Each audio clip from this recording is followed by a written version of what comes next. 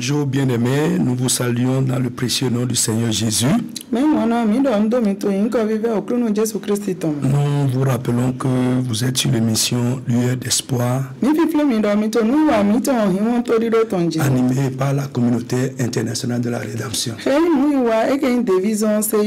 Bien-aimés, c'est une émission de bonnes nouvelles. Nous prêchons l'évangile de Jésus, la bonne nouvelle de la grâce de Dieu, pour redonner l'espoir aux désespérés.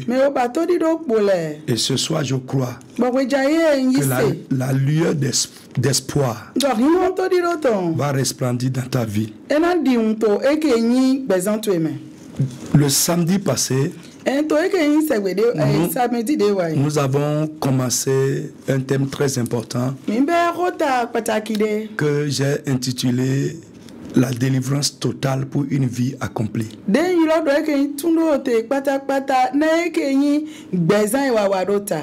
Et nous avons commencé à expliquer ce que c'est que la délivrance. Pourquoi? Parce que c'est un concept très mal compris. Et il y a beaucoup d'abus en ce qui concerne la pratique de la délivrance.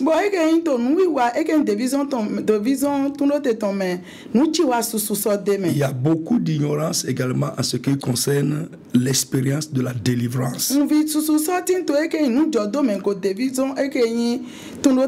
Le samedi passé, nous vous avons dit que la délivrance a occupé une grande partie du ministère de Jésus.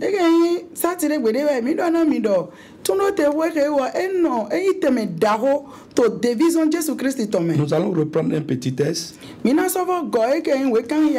nous avons lu le samedi passé dans Luc chapitre 4, verset 18, qui dit ceci: l'Esprit du Seigneur est sur moi, parce qu'il m'a oint pour annoncer une bonne nouvelle aux pauvres. Il m'a envoyé pour guérir ceux qui ont le cœur brisé,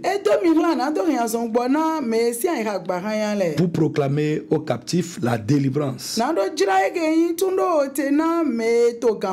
et aux aveugles le recouvrement de la vue, pour renvoyer libres les opprimés.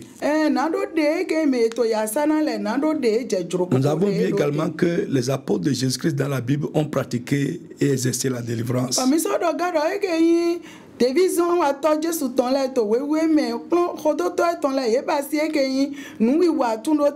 Nous avons dit également que beaucoup de personnes sont en train de subir la vie.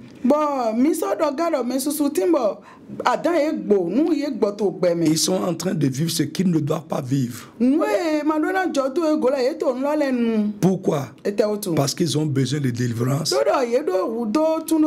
Mais particulièrement, d'autres ne savent pas qu'ils ont besoin de délivrance.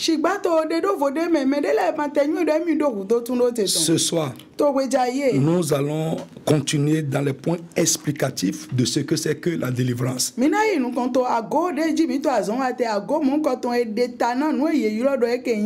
Bien aimé, beaucoup de personnes confondent les manifestations de la délivrance à la délivrance.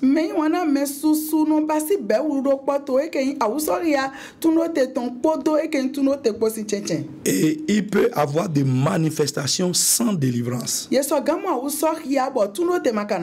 Ce qui prouve qu'il y a eu délivrance, c'est ce qui s'est passé dans la vie du délivré après sa délivrance.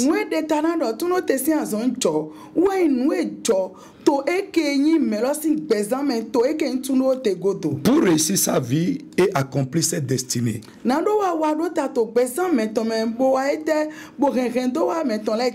Tous les croyants, tous ceux qui sont convertis, qui ont accepté Jésus-Christ, ont besoin de passer obligatoirement par la délivrance. Je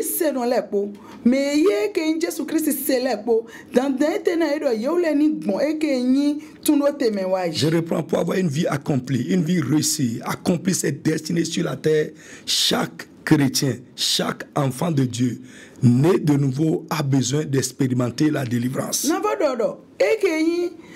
Wakpoto ena do do ekeyin gbezan wa do taton wakpoto ekeyin ye na gbezan meton na do nu bo ena wa ken to wa meton to ayi gbaji fi meyin yi se no le po pátápátá de o gbe mo ekeyin foji do wu do dandan na do mo tun do te me fe. Pour être un bon chrétien, pour na do yin yi se no dagbe mener une bonne vie chrétienne bona zan gbezan christianiton eje selon les prescriptions de Dieu. Nous avons besoin de passer par la délivrance.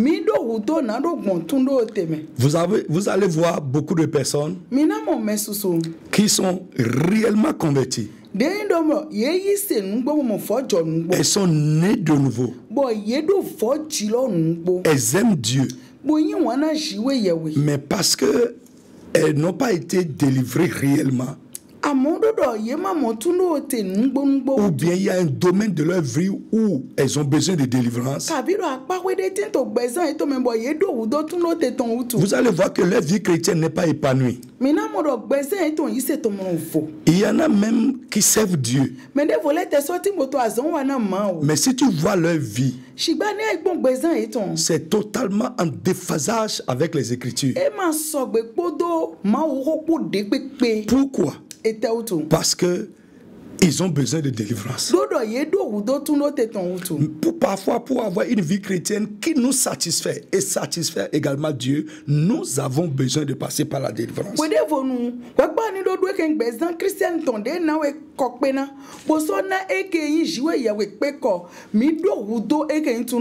Bien-aimé, la délivrance n'est pas simplement une doctrine. Ce n'est pas un enseignement simplement, mais c'est une expérience que chaque chrétien qui veut avoir une vie accomplie doit faire. Elle est indispensable pour réussir sa vie sous le soleil. Avoir une vie chrétienne qui porte du fruit. Donc aujourd'hui, nous allons continuer dans les points explicatifs de la délivrance. La délivrance, c'est aussi le fait de délivrer une personne des malédictions qui sont sur sa vie.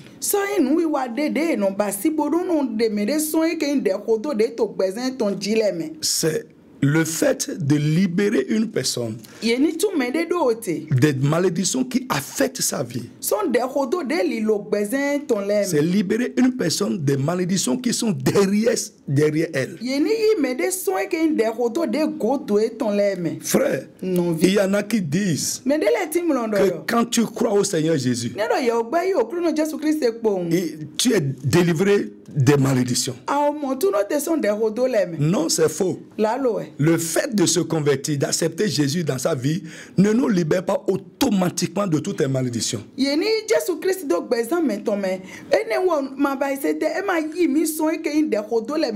Nous n'avons pas le temps ici pour expliquer vraiment ces choses à fond. C'est pourquoi je vous invite de venir à nos différents lieux de réunion où que vous soyez. Suivez le générique qui passe à la fin ou au début, vous allez voir les indications.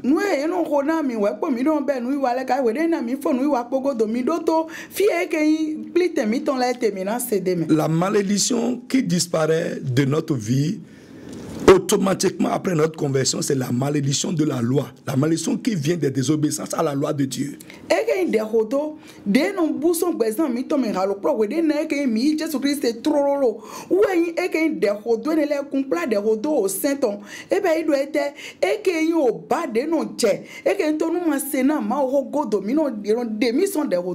Parce que ça, Christ a subi, a été fait malédiction pour nous délivrer de la malédiction de la loi. La Bible est claire.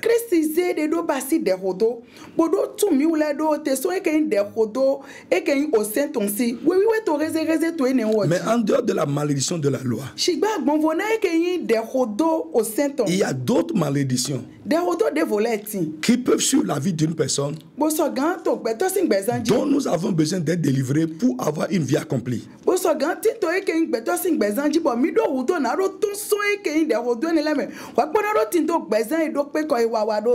Nous allons rapidement prendre le psaume 10. Le psaume 10, verset 7. Ça nous dit quelque chose là-bas. Le psaume 10, verset 7. Ça dit ceci. Sa bouche est pleine de malédiction. Sa bouche est pleine de tromperie et de fraude. Il y a sous sa langue de la malice et de l'iniquité. Il se tient en embuscade près des villages. Il assassine l'innocent dans des lieux écartés. Ses yeux épient les malheureux.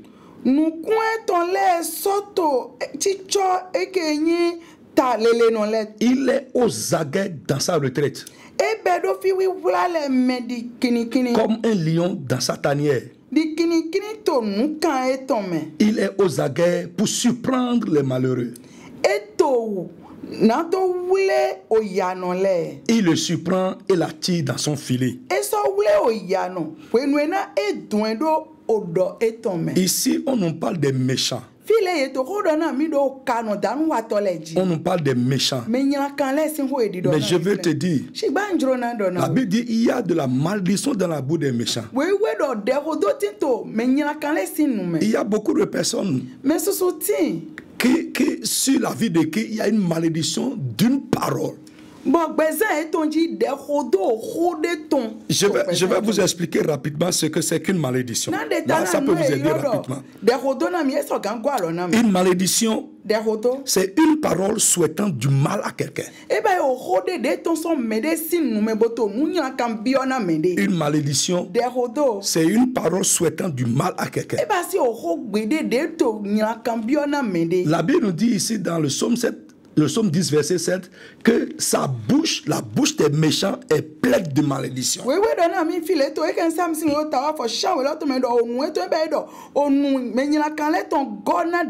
Vous pouvez voir la même chose dans Romains chapitre 3, verset 14. Je veux prier pour toi. Quel que soit ce qui te suit comme parole de malédiction, au nom tout puissant de Jésus-Christ, et à cause de ce que Jésus a fait à la croix, cette malédiction soit révoquée de ta vie. Qu'elle soit annulée à partir de cet instant.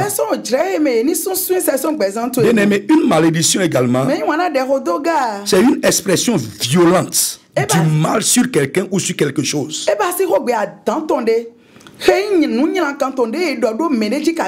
Je reprends. Une malédiction, c'est une expression violente du mal sur quelqu'un ou sur quelque chose.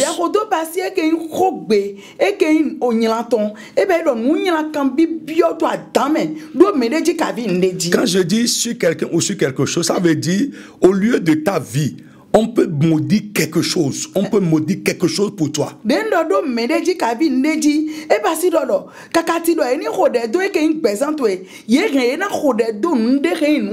On peut exprimer le mal sur ton foyer. On peut exprimer le mal sur ta profession. On peut exprimer le mal sur un jour de ta vie. Le jour, par exemple, tu t'es marié. Quelqu'un peut maudire ce jour-là. Le jour où tu as pris fonction, quelqu'un peut maudire ce jour-là. Le jour de ta dot, quelqu'un peut maudire ça. Le jour où tu es né, quelqu'un peut maudire ça. Prenons Job chapitre 3. Verset 8. Ça nous dit ceci. Qu'elle soit maudite par ceux qui maudissent les jours. Bon, yeke non khode do azan le ni khode do e. Par ceux qui savent exciter le Léviathan. Mais que yi zinzinto nan do fon adan na Léviathani. Ici, Job est en train de parler de la nuit où on a annoncé la nouvelle de sa naissance. Et puis le Job to do ekeyi ozan emeye labodo ye jite. Il dit que cette nuit soit maudite par ceux qui savent maudire les jours. Et donc, ekeyi ozan emeye ni khode do, mais nyo de khodo azan le ni khode do ozan. Donc il y a des jours particuliers dans la vie d'une personne que ceux qui savent maudire les jours peuvent maudire. Et parce que l'homme là, ekeyi azan de do vode letin.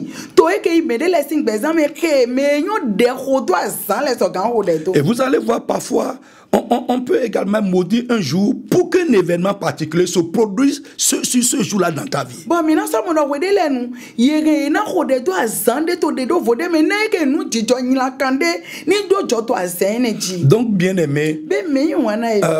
on peut exprimer le mal contre toi. Yége na do nyala do ji. Et là nous disons que la malédiction est une expression violente du mal sur quelqu'un ou sur quelque chose. Bon, fini o mi di do do no ekenyi o de do pasi ekenyi ye ni do nous la kande do ekenyi medeji kavi ndeji. Il y en a qui ont construit une maison aujourd'hui et qui ne peuvent pas l'habiter parce qu'on a maudit la maison. Mendele ti mo gba we to egbe bo makaso gan no eme. Ils sont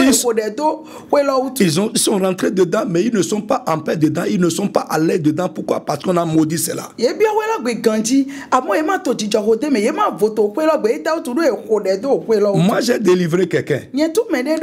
Quand il va au bureau, il a la dépression. Mais quand il revient à la maison, c'est fini. Qu'est-ce qu'on a maudit? On a maudit le bureau. On a maudit le lieu de travail. Oui, on peut maudire quelque chose. Et ce n'est pas parce que j'ai reçu Jésus que ces choses-là disparaissent. Non, on doit travailler sur ça. On doit te délivrer de cette expression du mal qui te suivait avant que tu ne te convertisses.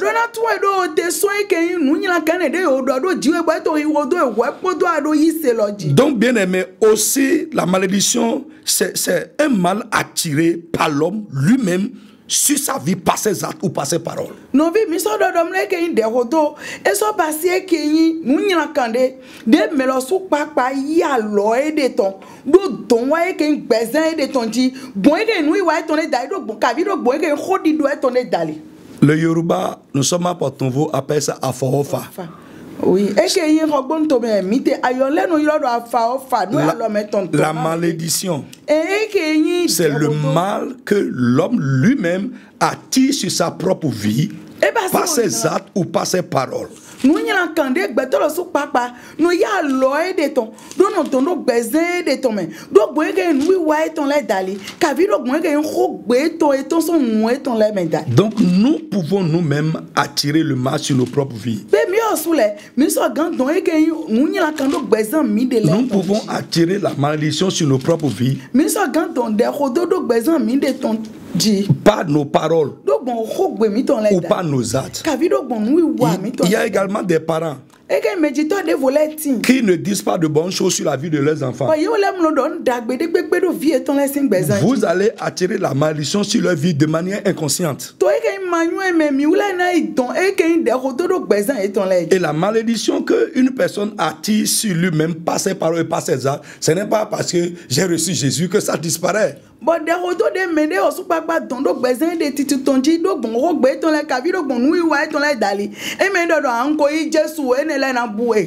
Je veux éclairer quelqu'un aujourd'hui. Si au moment où Jacob, sa maman lui a demandé de faire le mets pour aller voir son père pour recevoir la bénédiction, il a dit à sa maman, ce que tu me demandes de faire là, si je fais ça, au lieu d'être béni par mon père, je vais attirer la malédiction sur moi-même. Il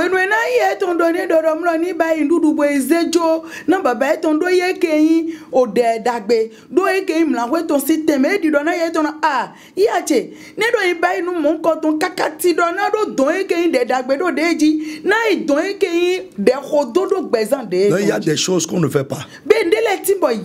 Lisons ça dans Genèse 27, verset 12. Commençons par le 11. Jacob répondit à sa mère: voici Esaü est mon frère. Voici Esaü mon frère est velu.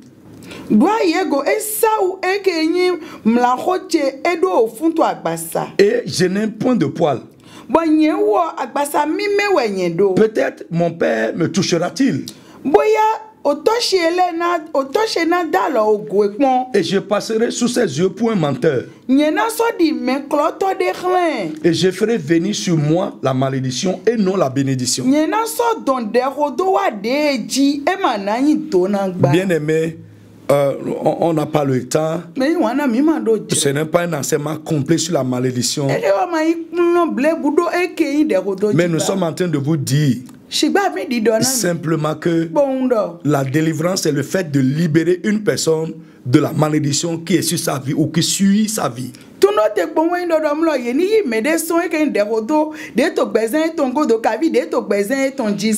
Autre chose, la malédiction également, c'est un mauvais sort jeté à quelqu'un ou sur un aspect de sa vie.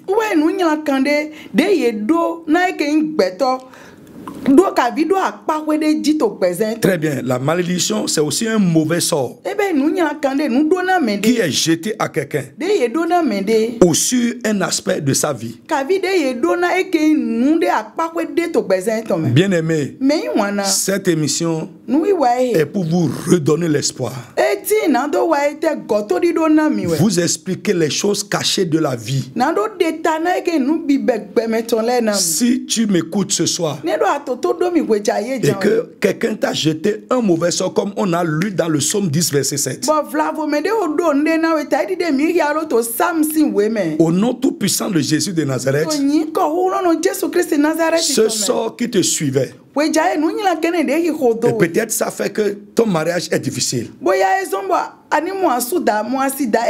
ton travail ne marche pas, quand tu touches quelque chose, ça se cache dans ta main, ou bien c'est un sort qui t'a jeté une maladie. Au nom tout puissant de Jésus-Christ, si Jésus est mort à la croix, ressuscité d'entre les morts, que ce sort qui te suivait soit séparé de toi au nom de Jésus-Christ. La malédiction également, c'est prononcer des imprécations sur quelqu'un.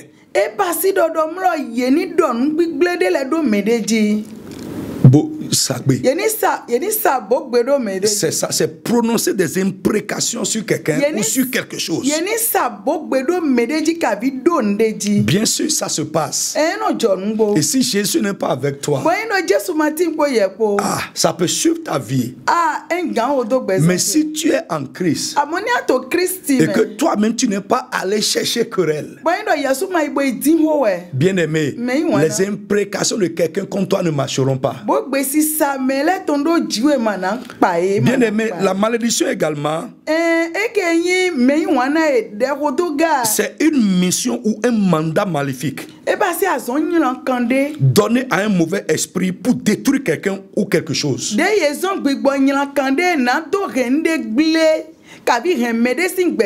Donc j'ai dit la malédiction aussi, c'est une mission ou un mandat maléfique donné à un mauvais esprit pour détruire quelqu'un ou pour détruire quelque chose. Si un esprit a été mandaté, commissionné contre toi, À partir de ce soir, la mission à lui confier contre toi ou quelque chose t'appartenant soit vouée à l'échec au nom de Jésus. Bien aimé, la malédiction également, c'est le fait d'attirer un malheur sur quelqu'un. La malédiction aussi, c'est une puissance de destruction. Libérer contre quelqu'un ou contre quelque chose. Pas des paroles ou pas des procédés occultes. Bien aimé, prenez rendez-vous avec nous les samedis. Je vous assure que c'est un rendez-vous qui peut changer votre vie. Si tu as reçu Jésus et que tu n'es pas épanoui, ta vie n'est pas accomplie, tu as besoin de délivrance. Parce que le Dieu qui sauve, c'est le Dieu qui change la vie de l'homme. Le Dieu qui sauve, c'est le Dieu qui fait prospérer. Il est le Dieu des délivrances. Il est le Dieu qui guérit. Accepte Jésus dans ta vie et passe par la délivrance. Si tu es dans une église où on pratique la délivrance, demande à tes responsables de revoir ta vie avec toi et de te faire passer par la délivrance.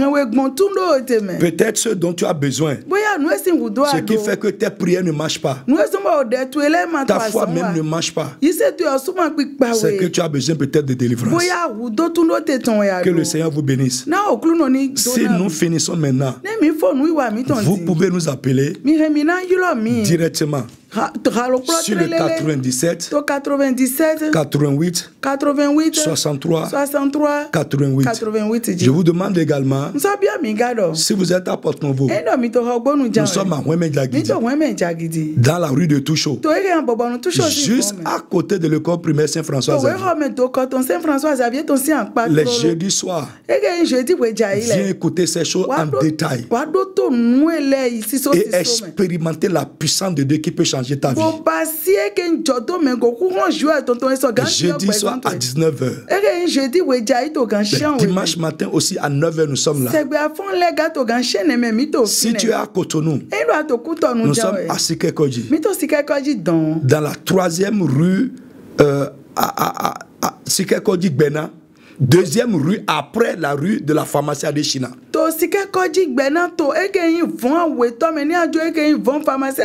Si tu laisses la rue de la pharmacie Adeshina, 2e rue à gauche. À Cotonou, c'est le mercredi soir à 19h. Et le dimanche matin à 8h30. Seigneur vous bénisse. Amen. Amen. Population de Cotonou et environ. Vous êtes jeune ou adulte, vous avez la soif de connaître Jésus et expérimenter la puissance de Dieu. Vous êtes lié, affligé ou victime du pouvoir maléfique. Vous avez besoin de l'aide spirituelle? Rejoignez-nous dans nos réunions au Palais de Dieu de la Communauté internationale de la Rédemption, si à Cotonou, à Sikekodji, dans la 2e rue à gauche après la voie de la pharmacie Adeshina, en allant à Barreau Militaire. Programme de la semaine, mercredi de 19h à 20h30, enseignement, combat spirituel et délivrance au Palais de Dieu à Cotonou, et les jeudis de 19h à 20h30 à Porte-Nouveau. Dimanche de 8h30 à 10h30, culte d'adoration et de louange au Palais de Dieu à Cotonou, et de 10h à 12h30 à Porte-Nouveau. Téléphone +229 69 53 55 55. Facebook, Communauté internationale de la Rédemption officielle. YouTube, CIR TV. L'état dans lequel l'ennemi t'a mis, au nom de Jésus, allez, sois délivré. Venez expérimenter la puissance divine qui transforme votre vie.